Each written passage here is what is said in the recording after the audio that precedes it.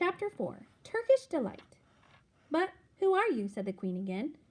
How are you, a great overgrown dwarf that has cut off its beard? No, your majesty, said Edmund. I've never had a beard. I'm a boy. A boy, she said? Do you mean you are a son of Adam? Edmund stood still, saying nothing. He was too confused by this time to understand what the question meant. I see you are an idiot, whatever else may be, said the queen. Answer me once and for all, or I shall lose my patience. Are you human? Yes, your majesty, said Edmund. And how, pray, did you come to enter my domain? Please, your majesty, I came in through the wardrobe. A wardrobe? What do you mean? I opened a door and just found myself here, your majesty, said Edmund. Ha! Said the queen, speaking more to herself than to him. A door from the world of men. I have heard of such things. They may wreck all, but he is only one, and he is easily dealt with. As she spoke these words, she rose from her seat and looked Edmund full in the face, her eyes flaming. At the same moment, she raised her wand. Edmund felt sure that she was going to do something dreadful, but he seemed unable to move. Then, just as he gave himself up for lost, she appeared to change her mind. Oh, my poor child, she said in a quite different voice. How cold you look. Come and sit with me here on the sledge, and I will put my mantle around you, and we will talk. Edmund did not like this arrangement at all, but he dared not disobey. He stepped onto the sledge and sat at her feet, and she put a fold of her fur mantle around him and tucked it well in. Perhaps something hot to drink, said the queen. Should you like that? Yes, please, your majesty, said Edmund, whose teeth were chattering. The queen took from somewhere among her wrappings a very small bottle which looked as if it were made of copper. Then, holding out her arm, she let one drop fall from it onto the snow beside the sledge. Edmund saw the drop for a second in midair, shining like a diamond. But the moment it touched the snow, there was a hissing sound, and there stood a jeweled cup full of something that steamed. The dwarf immediately took this and handed it to Edmund with a bow and a smile. Not a very nice smile. Edmund felt much better as he began to sip the hot drink. It was something he had never tasted before.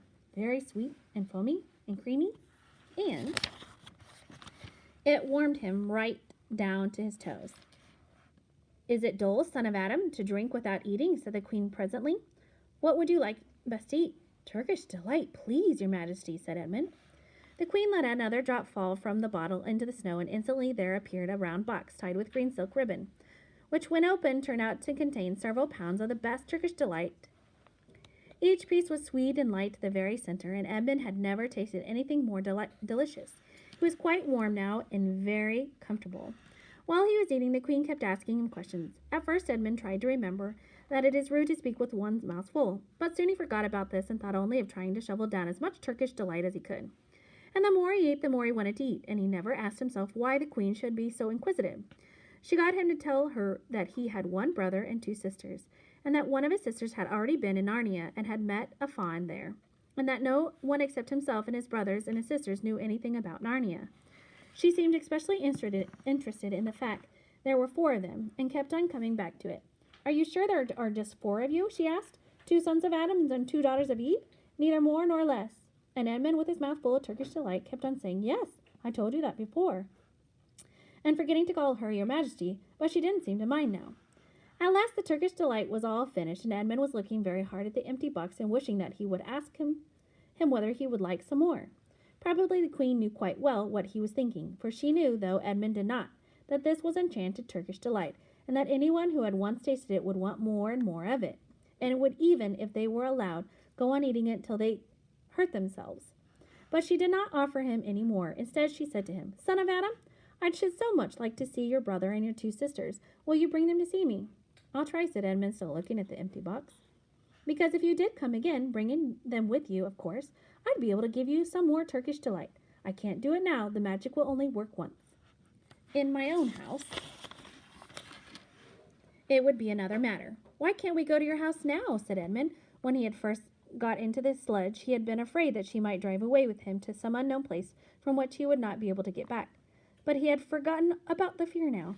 It is a lovely place, my house, said the queen. I am sure you would like it. There are whole rooms full of Turkish delight, and what's more, I have no children of my own. I want a nice boy whom I could bring up as a prince, and who would be king of Narnia when I am gone. While he was prince, he would wear a golden crown and eat Turkish delight all day long, and you are much the cleverest and handsomest young man I've ever met. I think I would like you to make you the prince some day when you bring the others to visit me. Why not now? Said Edmund. His face had become very red, and his mouth and fingers were sticky. He did not look either clever or handsome, whatever the queen might say. Oh, but if I took you there now, she said, I shouldn't see your brother and your sisters. I very much want to know your charming relations. You are to be the prince and later on the king. That is understood. But you must have courtiers and nobles. I will make your brothers a duke and your sisters duchesses. There's nothing special about them, said Edmund. And anyways, I could always bring them some other time. Ah, but once you're in my house, said the queen, you might forget all about them. You would be enjoying yourself so much that you wouldn't want the bother of going to fetch them. No, you must go back to your own country now, and come to me another day with them. You understand, it is no good coming without them. But I don't even know the way back to my own country, pleaded Edmund. That's easy, answered the queen. Do you see that lamp? She pointed with her wand, and Edmund turned and saw the same lamp post under which Lucy had met the fawn. Straight on beyond that is the way to the world of men. And now look the other way. Here she pointed in the opposite direction, and tell me if you can see two little hills rising above the trees. I think I can, said Edmund. Well, my house is between those two hills, so next time you come, you have only to find the lamppost and look for those two hills and walk through the wood till you reach my house. But remember, you must bring the others with you. I might have to be very angry with you if you come alone. I'll do my best, said Edmund. And, by the way, said the queen, you needn't tell them about me. It would be fun to keep it a secret between us, wouldn't it? Make it a surprise for them. Just bring them along to the two hills. A clever boy like you will easily think of some excuses for doing that. And when you come to my house, you would just say, let's see who lives here, or something like that. I'm sure that would be best. If your sister had met one of the fawns, she may have heard some strange stories about me, nasty stories that might make her might make her afraid to come to me. Fawn will say anything, you know. And now, please, said Edmund suddenly, please, couldn't I have just one piece of Turkish delight to eat on the way home? No, said the queen with a laugh. You must wait till next time. While she spoke, she signaled to the dwarf to drive on. But as the sledge swept away out of sight, the queen waved to Edmund, calling out, next time, don't forget, come soon. Edmund was still staring after the sledge when he heard someone calling his own name, and looking around he saw Lucy coming towards him from another part of the wood. Oh, Edmund, she cried, so you've got in, too. Isn't it wonderful? And now? All right, said Edmund. I see you were right, and it is a magic wardrobe after all. I'll say I'm sorry if you like, but where on earth have you been all this time? I've been looking for you everywhere. If I'd known you'd got in, I would have waited for you, said Lucy, who was too happy and excited to notice how snappyish Edmund spoke and how flushed and strange his face was. I've been having lunch with my dear Mr. Tumnus, said the fawn, and he's very well, and the White Witch has done nothing to him for letting me go, so he thinks she can't have found out, and perhaps everything is going to be all right after all. The White Witch? said Edmund. Who's she? She's a perfectly terrible person, said Lucy. She calls herself the Queen of Narnia, although she has no right to be a queen at all. And all the fawns and dryads and the naiads and the dwarfs and animals, at least all the good ones, simply hate her. And she can turn people into stone and do all kinds of horrible things. And she has made a magic so that it is always winter in Narnia. Always winter, but it never gets to Christmas. And she drives about on a sledge drawn by reindeers with her wand in her hand and a crown on her head. Edmund was already feeling uncomfortable from having eaten too many sweets, and when he heard that the lady had made friendly with a dangerous witch, he felt even more uncomfortable, but he still wanted to taste that Turkish delight again more than he wanted anything else.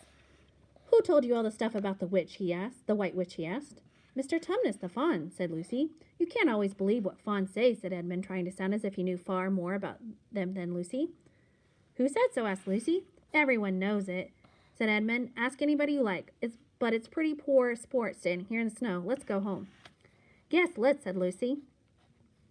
Oh, Edmund, I am glad you've got into. The others will have to believe in Narnia now that both of us have been there. What fun it will be. But Edmund secretly thought it would not be as good fun for him as for her. He would have to admit that Lucy had been right before all the others, and he felt sure the others would all be on the side of fawns and the animals, but he was already more than half on the side of the witch. He did not know what he would say or how he would keep a secret once they were all talking about Narnia. By this time they had walked a good way. Then suddenly they felt coats around them in the stead of branches, and the next moment they were both standing outside the wardrobe in the empty room. I say, said Lucy, you do look awful, Edmund. Don't you feel well? I'm all right, said Edmund, but this was not true. He was feeling very sick. Come on then, said Lucy. Let's find the others. What a lot we shall have to tell them, and what wonderful adventures we shall have now that we all are in it together."